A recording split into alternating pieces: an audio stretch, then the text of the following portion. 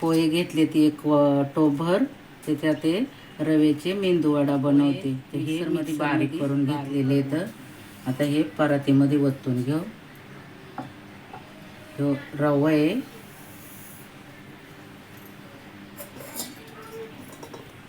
आणि दही.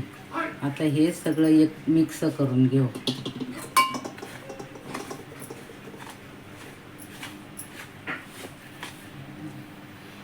सोडा टाकते आणि हा बटाटे किसून घेतलेला.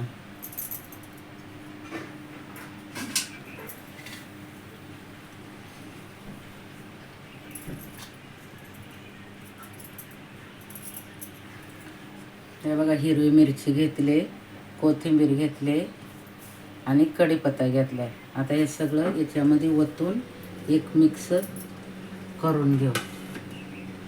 हे बघा, आता सगळं एक मिक्स कालवून घेऊ. असं कालवून घ्यायचं सगळं.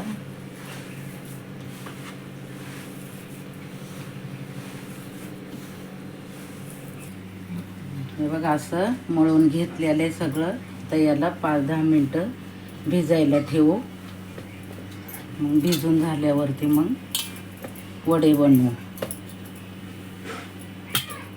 हे बघा, 10 मिनटं भिजून झालेले, चांगलं मऊ मऊ झालेले. आता त्याचे वडे बांधून घेऊ. हे बघा, असा गोळा बनवून घ्यायचा आणि मग असं हाताने दाबायचा खाली असं, आणि मग त्याला असा होल पाडायचं. हे बघा, असं असं होल पाडून घ्यायचं असं. ते बघा, अजून एक दाखवते बनवून. बघा, असं घ्यायचं हातावरती, असं गोळा बनवायचा त्याचा आणि असं हाताने दाबायचं असं, आणि असं होल पाडून घ्यायचं. बघा, असं. हे बघा, असे बनवले.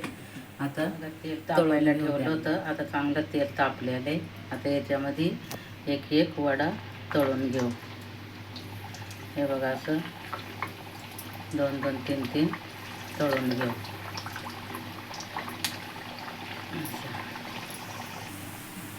हे बघा, आता एक साईड खालची चांगली भाजलेली. आता उलटं करून घेऊ, म्हणजे मग वरची बाजू खाली जाईल, म्हणजे खालची बाजू चांगली भाजून निघेल. हे बघा, हे असं भाजून निघालं चांगलं. आता वरची बाजू खाली भाजून देऊ.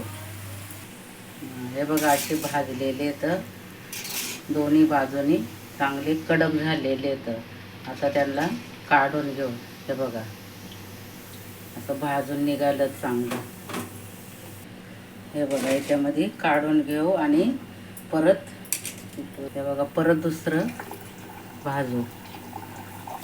हे बघा, परत असं 2-2, 3-3 टाकायचं आणि असं भाजून द्यायचं स्लो गॅसवरती. हे बघा, वडे तयार झाले आहेत आणि ही ओल्या खोबऱ्याची चटणी त्याच्याबरोबर खायची. आणि व्हिडिओ आवडला तर लाईक करा, शेअर करा, चॅनलला सबस्क्राईब करा.